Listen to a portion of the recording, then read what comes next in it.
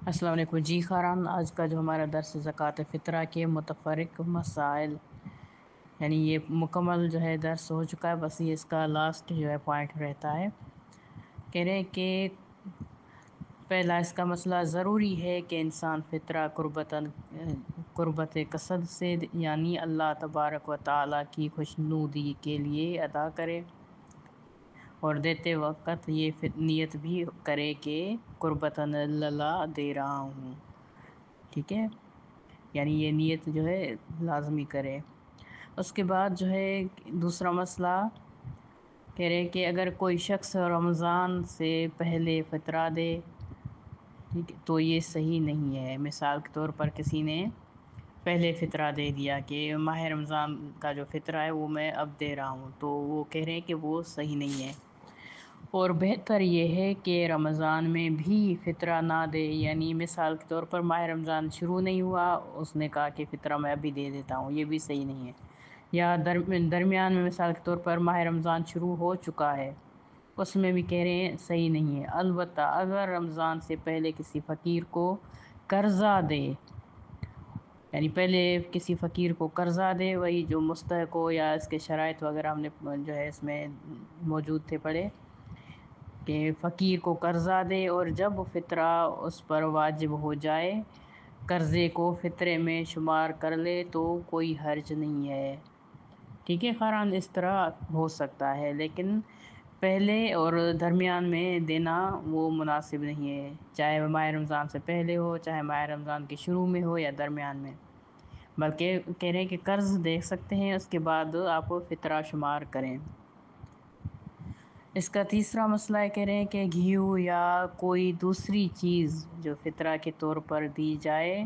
ضروری ہے کہ اس میں کوئی اور جنس یا جو ہے مٹی نہ ملی ہوئی ہو، بلکہ وہ خالص ہو۔ اگر اس میں کوئی ایسی چیز ملی ہوئی ہو اور خالص مال 1 صاع تک پہنچ جائے، ہم نے پڑھا تھا 1 صاع کیا ہوتا ہے، چاہے اور ملی ہو، ٹھیک ہے، اور چیز جیسے کیا کہتے ہیں کہ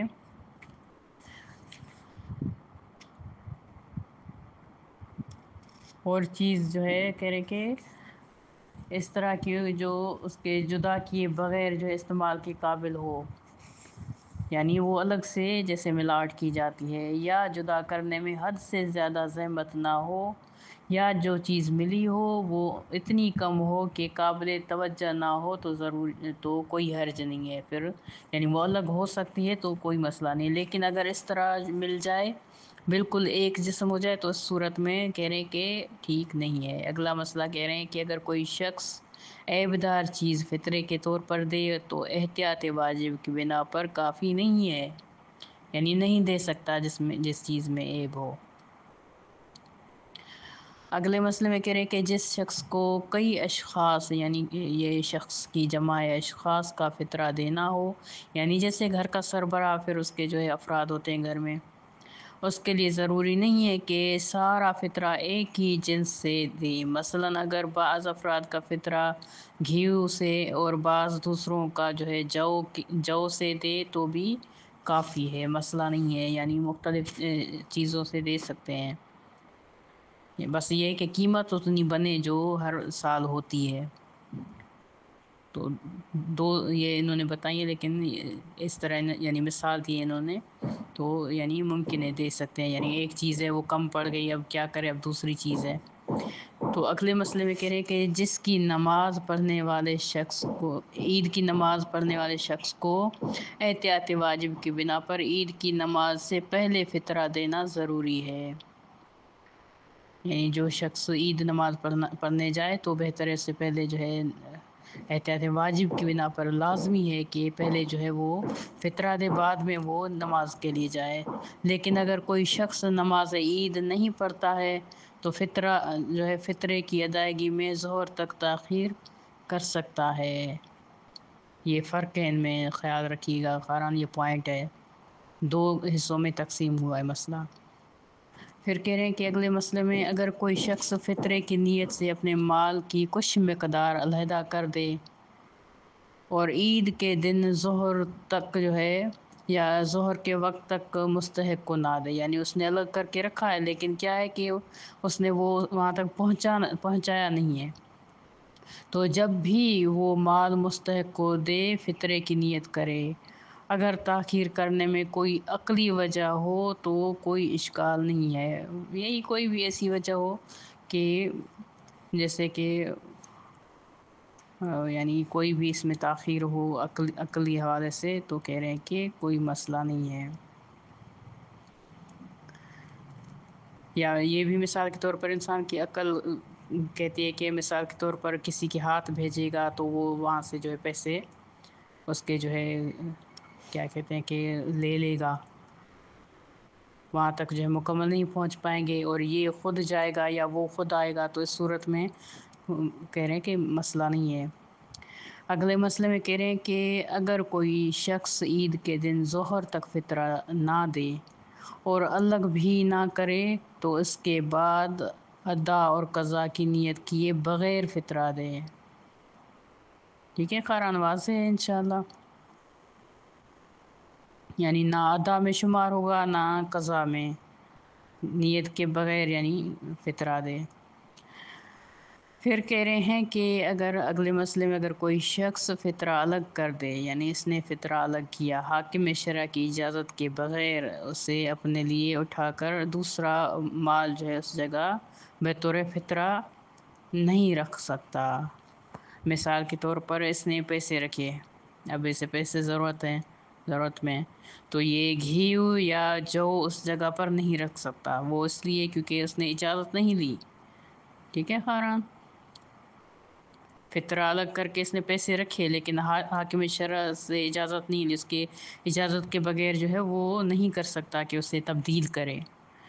وہی چیز باقی رہے گی، یہ اس چیز کو نہیں اٹھا سکتا۔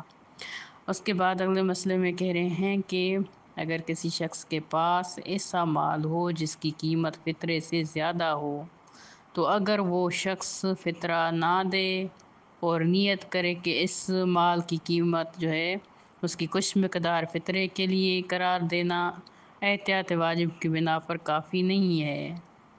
یعنی یہ کہے کہ بعد میں دے دوں گا بیچ کے یا اس طرح یا کچھ بھی، تو اس لیے کہہ رہے ہیں کہ یہ کافی نہیں ہے۔ اگلے مسئلے میں کہہ رہے ہیں کہ کسی شخص نے جو مال فطرہ کے لیے الگ کیا ہوا ہو، اگر وہ تلف ہو جائے یعنی اس میں کمی ہو جائے یا اس طرح، تو اگر وہ فقیر تک پہنچ سکتا تھا یا اس میں جو ہے کچھ ضائع ہو گیا یا کسی نے لے لیا، کچھ بھی ایسا یعنی تلف ہوئی، ہم یہ پڑھ چکے ہیں پہلے، اس نے جو ہے فطرہ دینے میں تاخیر کی ہو یا اس کی حفاظت کرنے میں کوتاہی کی ہو، تو ضروری ہے کہ اس کا عوض دے، اور اگر فقیر تک نہیں پہنچ سکتا تھا اور اس کی حفاظت میں کوتاہی نہ کی گئی ہو تو پھر وہ ذمہ دار نہیں ہے، کیونکہ اس نے رکھا تھا لیکن وہ خود اس طرح یعنی اس میں کچھ ایسا ہو گیا درمیان میں، یا کوئی ایسی چیزیں جو خراب ہو گئی، مثال کے طور پر اس نے رکھا تھا نکال کے، تاخیر بھی نہیں کی، تو اس صورت میں کہہ رہے ہیں کہ وہ ذمہ دار نہیں ہے، لیکن اگر وہ ذمہ داری اس کی ذمہ داری ہے، یعنی اس کی وجہ سے یہ چیز ہوئی ہے، تو وہ پھر اس کمی کو پورا کرے گا۔ اس کا لاسٹ مسئلہ ہے کہہ رہے ہیں کہ اگر فطرہ دینے والے کے اپنے علاقے میں مستحق مل جاتے ہیں تو احتیاط واجب یہ ہے کہ فطرہ دوسری جگہ نہ لے جایا جائے، یعنی اگر وہیں پر مستحقین موجود ہیں تو انہیں دینا کہ وہاں سے اٹھا کے کسی اور جگہ پہنچا دیں، چاہے جاننے والے یا کوئی بھی اس طرح، کیونکہ پڑوس میں لوگ اگر موجود ہیں تو ان کو دیں، اور اگر دوسری جگہ لے جائے اور مستحق تک پہنچائے تو کافی ہے، کیونکہ مستحق یہ جو ساتھ میں ہے وہ اتنا مستحق نہ ہو اور دوسری جگہ مستحق ہو، تو کہہ رہے ہیں کہ اس کو دے تو کافی ہے، کوئی بات نہیں ہے پھر، اور اگر دوسری جگہ پہنچ جائے اور وہ مال تلف ہو جائے تو ضروری ہے کہ اس کا عوض دے۔ مثال کے طور پر یہ 3 صورتیں ہیں، ٹھیک ہے، تو اگر مثال کے طور پر وہی بات ہے کہ اس کی وجہ سے اگر تلف ہو گیا، دوسری جگہ جان پہچان کی جگہ پر دینا چاہتا ہے، تو اس کا مال جو کم ہو گیا تو وہ مکمل کر کے دے گا، نہ کہ یہ آدھا جو ہے یا مثال کے طور پر کچھ اس میں سے کم ہو گیا وہ اس کو دے دے فقط، اس طرح نہیں، بلکہ وہ مکمل کر کے دے گا۔